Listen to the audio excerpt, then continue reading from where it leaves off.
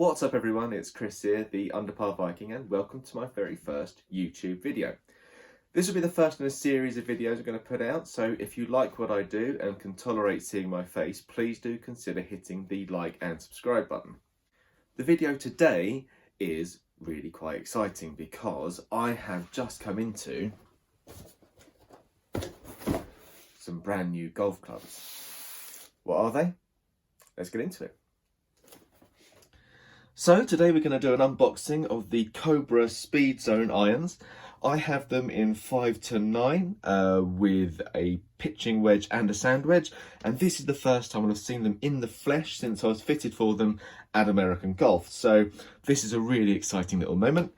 I have cheated a bit and I've already undone the sellotape, but let's get into this. So, ooh, okay, right. So first thing we can see, we have the Cobra Connect Arcos paperwork. So that's sensors and the apps and things, and I guess how to get that set up. So that'll be interesting to never look at ever again. And oh, here we have the Cobra Connect little toppers, little sensors, I guess, for the clubs that don't already have the Cobra Connect installed, so this would be interesting to get a hold of later. But now, the real meat, what we're actually here for.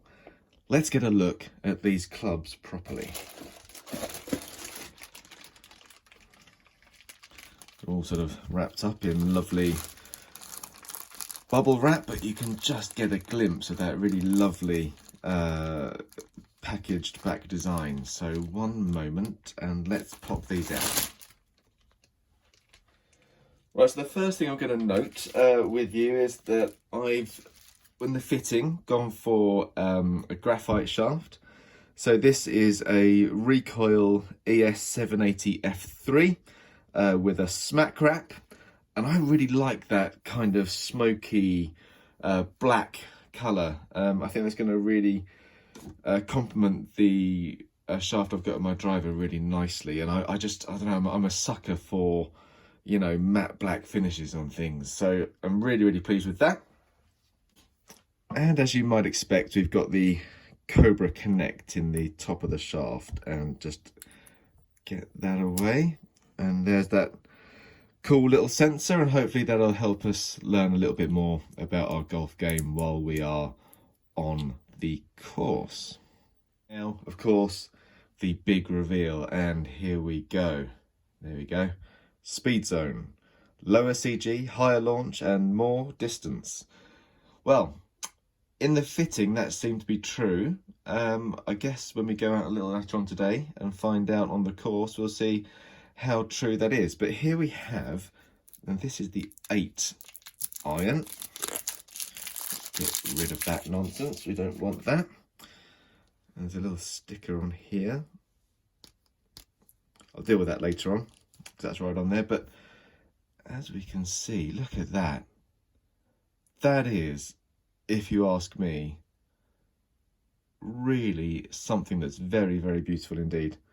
So you've got the King Speedzone branding, that little flash of yellow just in the cavity back there.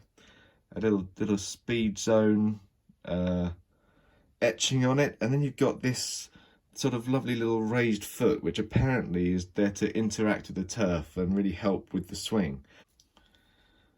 And I think that that's just something very pretty to look at. I mean, admittedly, I haven't duffed it up on the course yet, but that to me just presents so lovely. It was between this and the TaylorMade irons in the store, and as anyone who follows my Instagram will know, I'm gaming a Cobra driver at the moment, so this kind of was almost a second choice for me, because I didn't really want to have only one type of iron in the bag, but these were just so nice and so hittable, and thanks to a bit of swing coaching as well, really did put a fair bit of distance onto my ball speed. My ball distance, sorry, that these really were a no-brainer. And here we have it. For me, the king of the irons, and I'm sure for a lot of you too, the 7 iron. Obviously the styling is exactly the same, but here without the sticker that we had on the 8 iron, you can see that milled face with this quite lovely little bottom line that's sort of a different depth and colour. It's absolutely gorgeous. Although I have just noticed a bit of scuffing there. Hopefully that's just a bit of sticky or something. Sticker residue, that'll come off, that's fine. But again, I hate to kind of keep harping on about how beautiful these things look, but they really are just really lovely to look at. So I'm really pleased, really pleased with these indeed.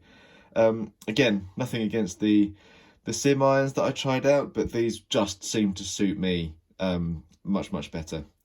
Let's have a look about how they face up on the ground. And here they are.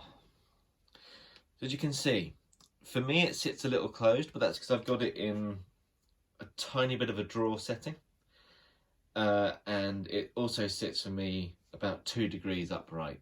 But I really love the way that it sits there, and I'm also a massive fan, and I'll just bring it up so you can see, of this carbon inset on the iron there. That means they can take weight out of the top here, and it's gone back into here. So it's really clever engineering, and also I think really quite sexy having that carbon inlay there. So there we go, that's how the 7 sets up on the ground. And if we can just put it, say, against that 8, you see they're very sort of similar, arguably quite strongly lofted, but for players like me who perhaps need a bit of assistance, I don't see really any problem with that. And just for a bit of comparison, here's the pitching wedge, and you can see the amount of loft in there, but it really is, once again, a thing of real beauty, I think. And when we put a ball against it, a very bright ball in this case, you can see it sort of reflecting back into the face there, and that I think is going to give a real good amount of feedback as to where you have the ball in the path, if you like. So I'm quite excited by that. I think that's going to be something that's really useful going forward from here. So guys, there we have it. That's the first look at the unboxing of the Cobra Speedzone irons, and I've got to say I really am very happy with what I've purchased there, and hopefully if you're perhaps looking at a set of these as well, this video might have helped you with your buying choices. But of course, it's not only about what they look like, it's about how they play as well. So if the weather holds up today, I'm going to go out to the range and then hopefully to the course as well, and see how they hit in the real world. So part 2 of this video will be that adventure. One thing that we need to cover before I go is this, the Cobra Connect Arcos. Now I've torn the top off already because we don't really want to go through that on this video, but these are the little extras that we get to make sure our other clubs, oh there goes one, our other clubs are Cobra Arcos connected as well. So here's what you get really. It's just a little sort of screw-in thing that you pop into the top of your club. This one is for your drivers or for your fairway woods. And this one, according to the paperwork, is a special one for your putter. So I'm going to screw these into the clubs that I have that aren't Arcos connected, and then I'm going to head up to the range. I'm not sure what course I'm going to go to. Maybe I'll just go and play with irons. Either way, stick around and tune in for the next video that's coming up, which will be me on the course, on the range with these, and seeing how they play in the real world and not just on GC Quad. Guys, thanks so much for watching. I really appreciate you joining with me today, and hopefully we'll see you again here soon. If you like what I've done, once again, please do consider hitting like and subscribe, and then hopefully I can provide you with much more really interesting and fun golf content. Thanks a lot. See you soon.